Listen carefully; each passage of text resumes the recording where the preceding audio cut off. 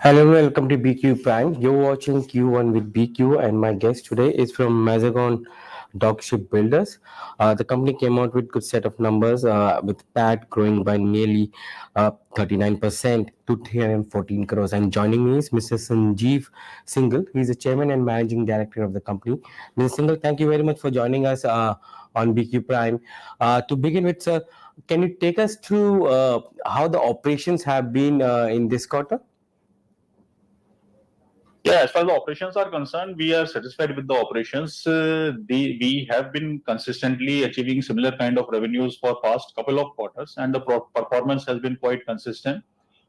Considering the shipbuilding industry and the complexities involved, including the logistics issues with respect to Russia and Ukraine, consistently performing at a similar level, this gives a good amount of satisfaction. As far as 22-23 is concerned, we had registered an increased growth of almost 35-36%, which was a phenomenal growth by any standard. And continuing the momentum, we expect that during the current year also will continue to grow. No, maybe not at the same pace, but maybe around 10% plus growth would be there. The PAT is comparatively better on account of primarily on account of other income, increase in other income on CPLY basis. And going forward also, we believe that similar kind of other income accruals would be there. Apart from this, I had indicated earlier also, maybe on this channel or some other channels, that during the fourth quarter of 22-23, we have received a LD refund, liquidated damages refund, which is a penalty which is charged by the customer on account of delayed delivery with respect to one of the submarines. Now, as far as the liquidated damages penalty is concerned, Navy has already recovered penalty with respect to all the 6 submarines, which are 5 we have already delivered and 6th one is progressing. So corresponding to other submarines also, we are hopeful these requests have been put up and the cases are currently under examination. So we are hopeful that these LDs progressively would be refunded to us. So this also would be having a positive impact on the profitability of the company going ahead in different quarters. Sir, yeah. Just to get an understanding, how do you account for this late, reversals of this, liquidity delays, which comes to you actually? Does it come to the other income for you? No, at the time of levy of liquidated damages, this impacts our revenue. So when we receive a refund, this impacts both revenues as well as the profits. Okay. But it's a direct profit. Oh, it's a direct profit, but it is get accounted as a revenue back to on your books, right? Yeah. Yes, absolutely. Where is the other income going to come from? Because you said that other income will continue to be higher in this year. Other income is primarily from the interest portion. Whatever money has been parked in the fixed deposits, they continue to earn interest. So there has been an uptrend as far as the interest rates are concerned compared to the previous year. So we expect a similar kind of a trend to continue. So these other incomes would continue to reign in a similar range. Sir, you mentioned that you've been growing at 30 to 35%, but this year you're looking at 10% plus in growth. Why is that muted growth projection? Because if I'm not wrong, you still have nearly 39,000 crores of unexecuted orders. So why this slow growth guidance coming in? So if you look traditionally, the industry growth average has been in the range of around 5 to 7%. So 30-35% growth was an exceptional growth on account of certain high value equipments going on board. So maintaining that kind of a momentum on a consistent basis, that is not a very feasible proposition. But going ahead from such a high level with additional 10%, I feel it's a very good kind of a growth. This could be a bit higher also, but a clear picture would emerge only by the end of second quarter or maybe middle of third quarter. Sir, this 39,000 of unexecuted orders, when do you expect them to be executed and converted into revenues? Yeah, this 39,000 crores has a broad breakup of 3 major orders are there. One is with respect to the P75 project, which is the submarine project, which comprises of 6 submarines. We have already delivered 5. And the last one we are targeting for delivery by March 24 or maybe early 24-25. So this project would be complete by then, except for the base and depot spares as well as guarantee defects liquidation, which would continue for another 1 year.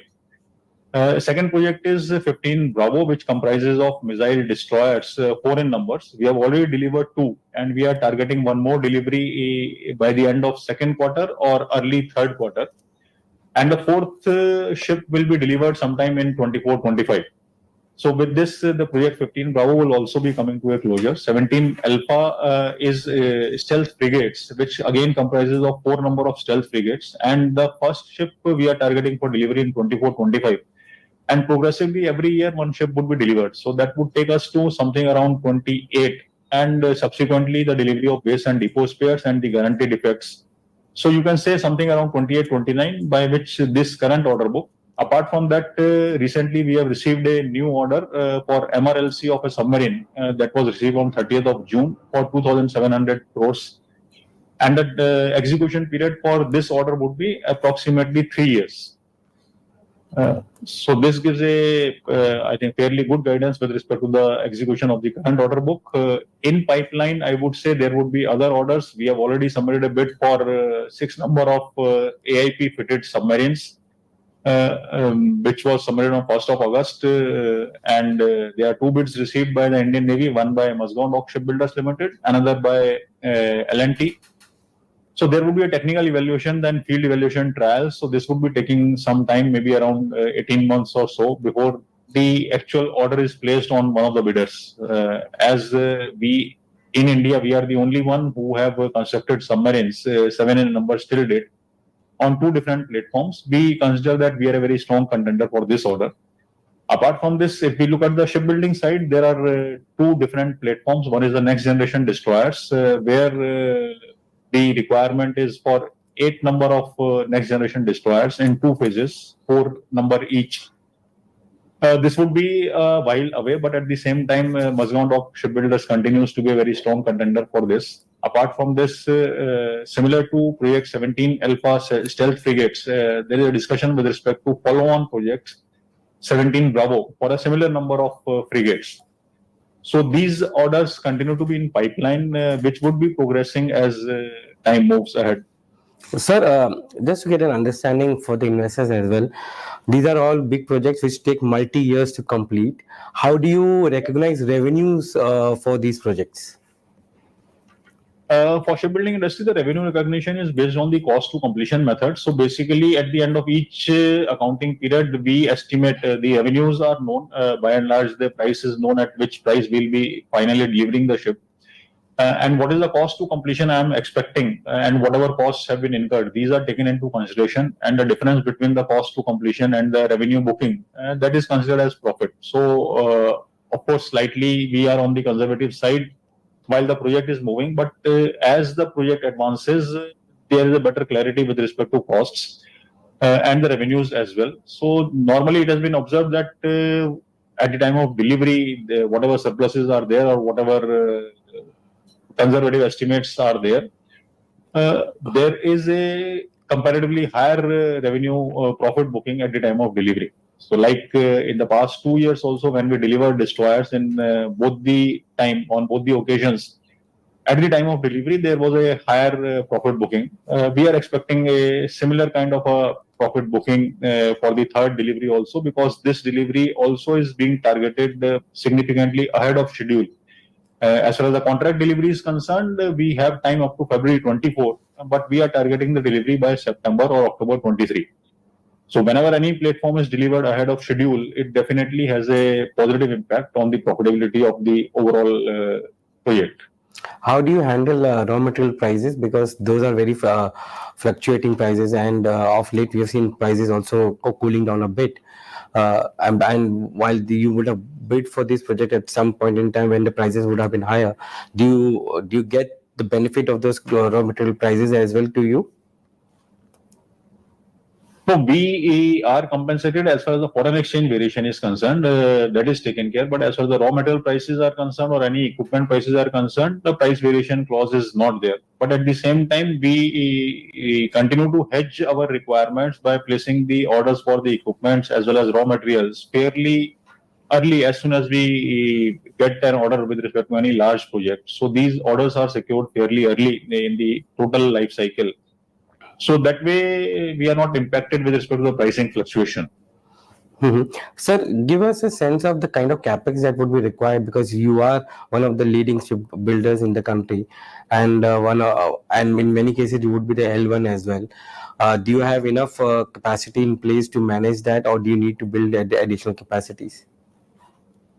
If I talk of the current facilities, currently at Mumbai, we are a single unit company, and currently at the Mumbai shipyard, we have a capacity of building 11 submarines and 10 warships simultaneously. So it's a total of 21 vessels. Corresponding to 21 vessels, right now in hand are 6 ships and 2 submarines. So corresponding to that, we are having 8. So we have sufficient capacity to cater to any new requirement. However, we have recently placed an order for a floating dry dock, approximately 500 crores, for with a delivery period of around 27-28 months. In addition, we have a piece of land, approximately 37 acres, which is approximately 10 nautical miles away from the existing location across the creek. And this piece of land is also being developed to take care of the repair and refits, and if required for new construction also. So in a staggered manner, we'll be developing this Nava. This area is called the Nava area. So Nava shipyard also will be developing over a couple of years based on the visibility of orders and the requirements. So we do have plans with respect to capex to further increase our capacity. How much will you be investing in Nava shipyard? Right now, the total investment would be to the tune of 2,500 to 3,000 crores. However, the immediate investment, which I see during next 1 to 2 years, would be in the range of 300 to 500 crores. Mm-hmm. Um, Sir, recently the DAC had approved building of Scorpion uh, submarine in India with the French technology. The announcement was made. Do you have any further update on that? Whether that has come to you as of now? Because they mentioned Mazagon would be building it for India. Yeah, Mazagon Dock shipbuilders will be building it for India, but there are certain processes involved. So basically, Navy would be requesting for, because this would not be a like-to-like platform, although it's a continuation of the same broad platform Scorpion submarines, but the equipment would not be like-to-like. So certain discussions need to be held, and the pricing needs to be formed up. So it would take a couple of months before the things are in place, but the platforms would be coming to us. Okay, and how big will be this value of this platform for you? Uh, I think it would be a slightly premature right now to comment on this, as we would be under negotiation and discussing the pricing as well as the equipments. So right now the equipment fit and weapon fit is still being deliberated. So when we come to it, these figures would be known. Give us a sense of your tie-up with Tyson Group Marine as well. You have entered into that tie-up. How will that be helpful for your entire submarine and other platforms? Yeah, we have tied up with the TKMS Germany. That is with respect to a separate project, that is P75I, where the requirement of Indian Navy is 6 number of submarines with the AIP, Air Independent Propulsion System. So this is a different project for which along with TKMS, we have already submitted the bid on 1st of August. Like I discussed, these bids will be evaluated, our bid as well as L&T's bid. These bids will be evaluated technically, and then there would be a evaluation of the platforms which are available with the respective collaborators. So field evaluation trials. So these trials and these technical evaluations, post this, there would be discussions with respect to pricing, etc. And we expect that who is getting the order, this picture would be emerge maybe in a period of around 12 to 18 months. Sir, just to understand that bidding, how does the bidding take place? While there's a technical and financial bid evaluation that happens, does the that the bid transfers if both the parties are eligible? Does it go into 80-20 ratio, like L1 L2 get 80, L1 getting 80% and L2 getting 20%, or is there any ratio which is in which it is get distributed? So as far as the current RFP is concerned, there is no division of order envisaged. So either it is 06 or 60. Okay. Either we get the entire lot of 6 submarines or L&T receives the entire lot of 6 submarines. So this is the present RFP scenario. Okay. My final question to you, sir. One of the key things which the market has been talking about is that there's a bumpiness in the revenue that comes in because of the kind of project completion that happens. Is there a way to normalize the revenues going forward, or this will continue because of the kind of projects and delivery timelines that comes in? So we have discussed earlier also, as far as the lumpiness is concerned, considering the nature of the industry, this lumpiness cannot be fully avoided. However, considering that Mazagon Dock Shipbuilders have been executing a couple of projects together, 17 Alpha of 4 frigates, 15 Bravo of 4 destroyers, and 6 number of submarines under Project 75 and MRLC. So to a certain extent, there is a smoothing of this lumpiness as various projects would be at different stages at any particular point of time.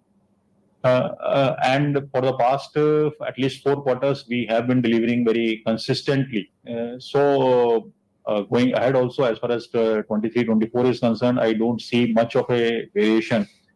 Yes, certain growth would definitely be there, but a very significant variation quarter to quarter may not be there.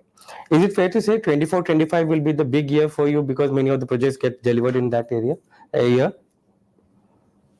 Yeah, 24-25, we are also expecting, as far as the revenues are concerned, with respect to the current orders, it could be a peak year, 24-25. Yes. Mr. Singhal, it was a pleasure talking to you today. Thank you very much for joining us on BQ Prime. It's a pleasure. Thank you very much.